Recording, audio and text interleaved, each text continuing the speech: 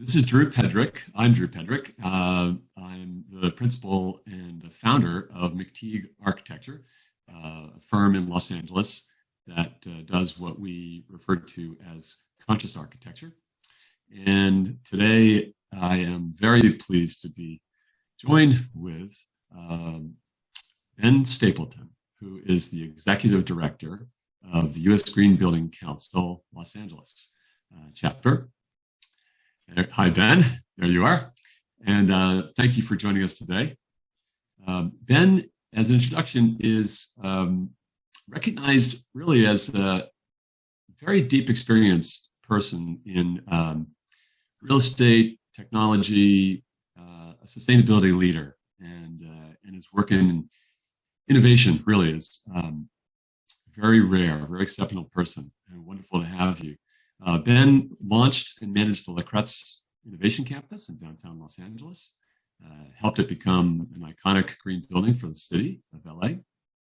He's held positions of managing director of the LA Better Buildings Challenge and vice president and Cleantech practice group leader at JLL. And he's served on the boards of LA Bioscience Hub and, of course, USGBCLA. Ben, it's fantastic again to have you here today. I've got a few questions for you related to how we work in terms of our architecture and where that really sits for you in your work. And so my first question really is, in fact, what is the work you do with USGBCLA, and how does that impact our present and future in terms of sustainability in buildings and communities? Yeah, I appreciate the time and appreciate the question, Drew. So, yeah, happy to be here. My name is Ben Stapleton. I'm the executive director at the U.S. Green Building Council, Los Angeles. I've been doing work here at the intersection, somewhat odd intersection, I'd say, of real estate, sustainability, and innovation now for more than 20 years. Here at USGBCLA, we're an independent nonprofit. So we're affiliated on some level with the U.S. Green Building Council that runs the LEED credential and certification that you may know and love. Our mission is a bit different. We're independent financially. We have an independent board. We're really focused on leveraging the built environment as an entry point to transform Southern California into a more sustainable region for all. Part of the reason that I do this work, and I love working with green buildings and with this community, is that everything really comes home in a building somewhere. You know, I'm not an architect, I'm not an engineer, I'm a sustainability generalist, so to speak. And whether it's issues around energy, water, waste, or mobility, everything's connected by buildings. You know, even with mobility, right? It's people moving between buildings. Even with infrastructure, the infrastructure is built environment. And even a landscape is an extension of our homes, of our buildings. So it's all interconnected. And I think, you know, a lot of times when we talk about things that we can do that impact our environment, it can be very vague and sort of overwhelming, but I think buildings give us something very concrete that we can focus on to really create the systems and the structures that can really help improve what's around us. Yeah, that's great. And, you know, I'm cheering you on. That's what, you know, that's the world we live in too, of course. So, well, you're doing it as well, right? You're doing it as well. It takes practitioners like yourselves and your firm to really make these things happen and carry out, you know, the vision we may have for what that future could look like and make it a reality. We do, and yeah, it's in one form or another. It's every single project that we do, and sometimes it's, you know, every aspect of a project, and other times it's opening a client's eyes and their thinking to something that they hadn't really seen as a value before. Yeah. I guess with what you just said, it's wonderful. And I want to ask you this sort of more compelling question. That's what gets you up in the morning to go do this work. Well, I've got a job to do. That's what gets me up in the morning. But no, I mean, first of all, I feel really blessed to do this work. You know, I really kind of have dedicated my career to working in sustainability and trying to create an impact on a local level, on a regional level. You know, I grew up here in Southern California. I grew up in the San Fernando Valley, went to UCLA for undergrad, USC for grad school. I'm kind of LA through and through. And, you know, I think that LA is actually the best place in the world to really work on these issues. I really see LA as kind of a microcosm of the world. Mhm. Very few cities have the mix of urban and suburban environments that we have. No other city in the US has the logistics infrastructure that we have. We're also the largest manufacturing base in the country, and people don't think about that. And so when it comes to looking at, how do we solve issues around water scarcity, where, well, we have the opportunity to do that here in LA. If it's around air quality, Yes. we have the opportunity to do that here in LA. If it's around resilience and fire or energy storage, we have the opportunity to do that here in LA. And so I think, a lot of the problems that big cities experience, we have here, but we also have the capital. We have the presence of the media industries. We have the presence of manufacturing. We have all these opportunities to really help solve these issues. And then we also have the largest populations outside of their home country of like 60 different ethnicities here in LA. And that diversity brings a lot of value. And I think it gives us the opportunity to help export out solutions to other countries. And so that's what gets me excited about LA. I think LA is sort of the perfect place to really work on these challenges. We have good alignment between our city and state, policy to help drive change forward. So that's what gets me up in the morning. Mm-hmm. So it's really such a wide swath, a wide array of issues, from community to economics to the built environment to all of it.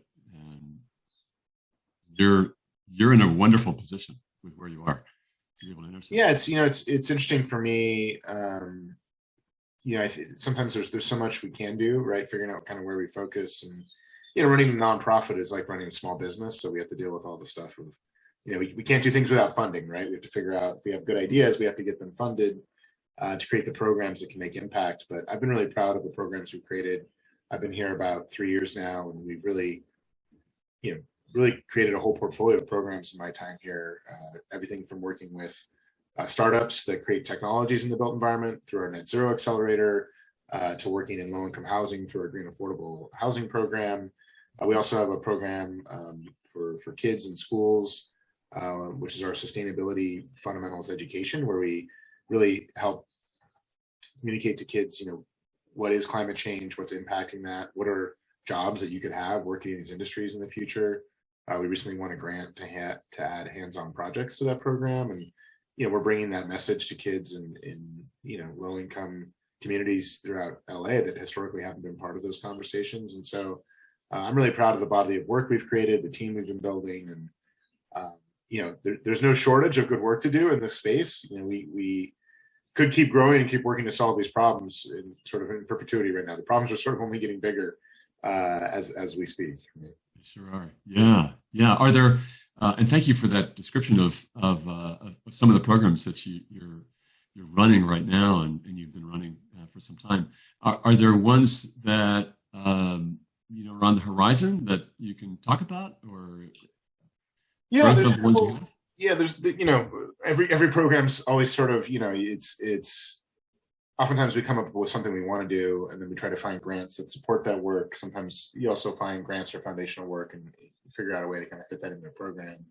One of the ones I'm excited about this year that we're launching is our Electrified Construction Coalition. So really looking at how we can bring zero emission construction equipment to construction sites. There is equipment available in other parts of the world, but not really here in the US, and not really available at a reasonable price or for rent. And so we put together a coalition of big general contractors, people who are doing work on their portfolios, and said, look, we want to test things out. We want to work on this equipment. We've made commitments already to reduce our emissions in the work we do. And then I've been going out and contacting manufacturers, equipment rental companies, trying to get folks to get equipment here in LA. We're going to have some of that equipment at our big conference at the end of May, called My Green Building Conference and Expo. But that's what I'm excited about, because I really feel like we're kind of leading the way, and rather than all these companies trying to find a one-off solution, we're actually trying to bring some combined purchasing power.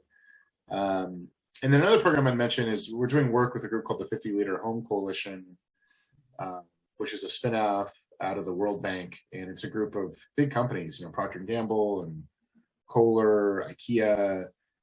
We pitched them on using LA as their launch market for all the reasons I just said, to figure out how to reduce per person water use to 50 liters of water per person per day. Here in the US, that's about 13 gallons of water per person per day. LA, we use about 100 to 110 gallons per person per day, which is a big way to go. And the way we're trying to address that is really looking holistically, rather than, hey, let's replace, fixtures. It's like, no, we got to do fixtures. We need to have real-time monitoring so there's awareness. How can we address appliances? How can we address landscape? And so looking at everything holistically as an approach that's focused on education awareness. I'm really excited about that work also with everything we're experiencing, from drought right now. The water situation is going to be really, really rough this year and will be for some time. Yeah, and even if LA and California may be unique in some degrees to this issue of drought, it's not an issue that's just California. It's not an issue that's just a portion of the population of the United States or the world. It's a global issue that. Well, it's really much of the Western U.S., but it is a global issue. I mean, even what we're seeing in Ukraine right now, is going to create massive challenges in the food supply chain that have ripple impacts. And, people talk about climate migration where, you see people moving en masse because of challenges around food or water, and that being really what in the future will likely probably upset a lot of the global equilibrium. Well, the reality is that's already been happening now for decades, if not centuries, in different ways, right? And what we're just seeing is that being exacerbated. And so we need to find ways to produce food using less water. We need to find ways to, create our built environments, our homes, our buildings using less water. I see a future here in California where water reuse is required for commercial and residential, where, lawns may be outlawed. That's just the reality of what we're kind of dealing with here. With the population we have, the good news is that we've got, massive municipal water reuse projects under development, and we're talking huge. I mean, the LA Department of Water and Power has got a $50 billion water reuse project that's already in the works now. It won't be done until like the year 2045, but should supply most of our local water through water reuse. That stuff's pretty mind blowing. But we have a long way to go between now and when those things are available, right? Yeah. And so it's those small steps, or the small and large, but it's many small steps, right, that carry us down the road towards those goals. That's right. Yeah, 2045 is a long time, but it's really not, right? It's a blink of the eye. It's really not. And look, I don't know how many big projects that you're aware of that come in on time and under budget, but everything always costs more and takes longer than they think it will, right? It's just the reality of the situation. Yeah.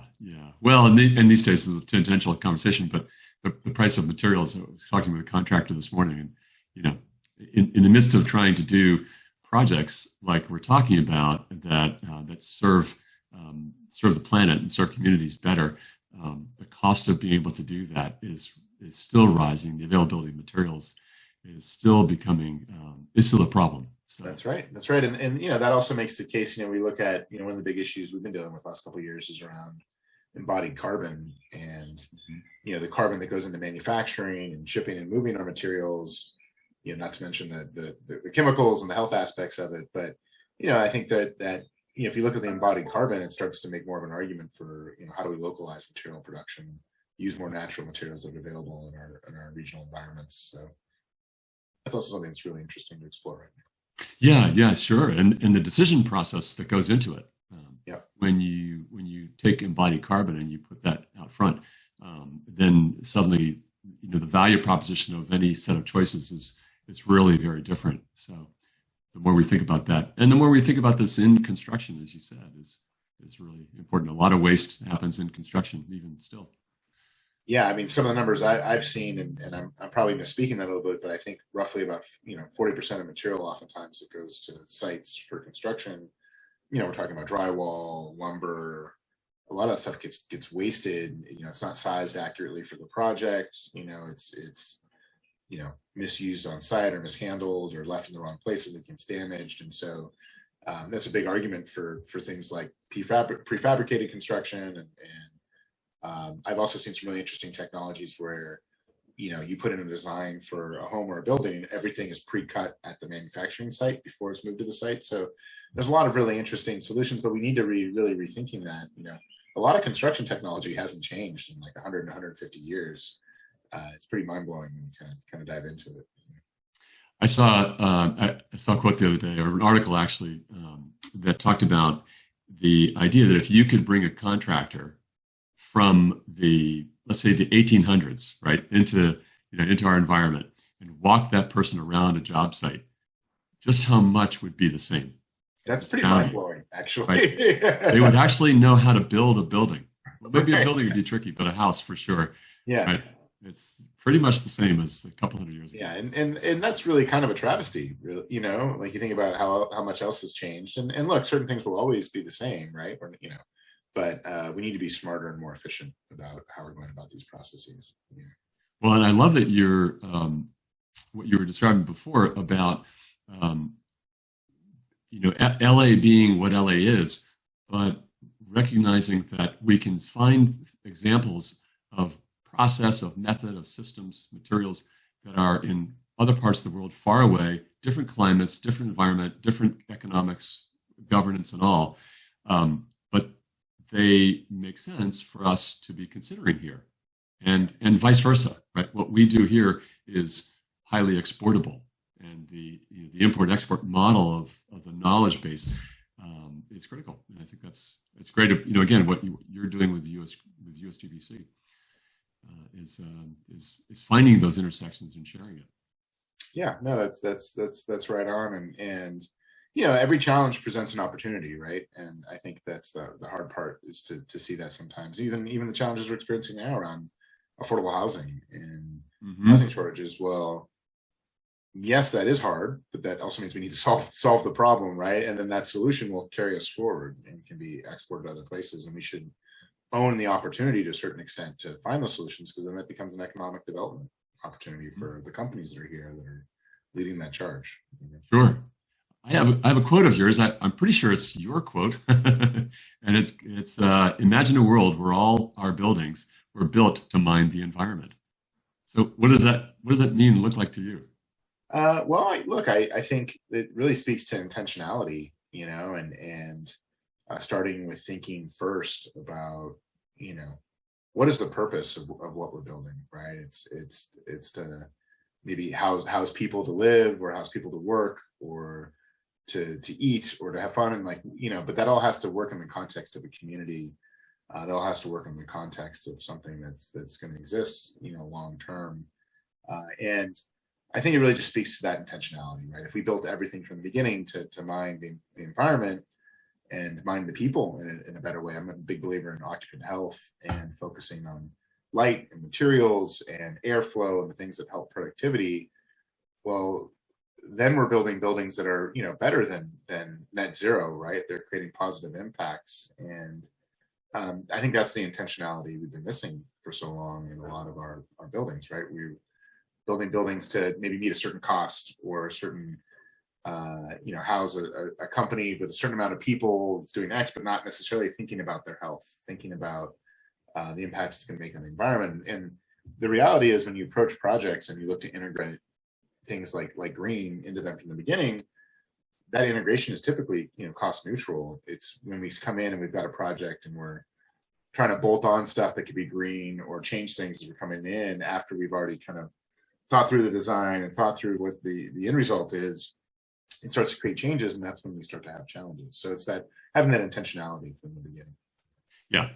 Sometimes it's possible to make those changes in construction.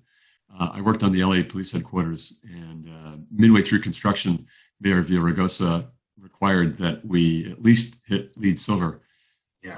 And thankfully, we actually hit LEED gold, but we didn't intend to get that far until we had that that sort of citywide edict. Yeah. Well, that's a beautiful building, by the way. I've been to events there. Yeah. The amphitheater that's there. It's a beautiful building. Yeah.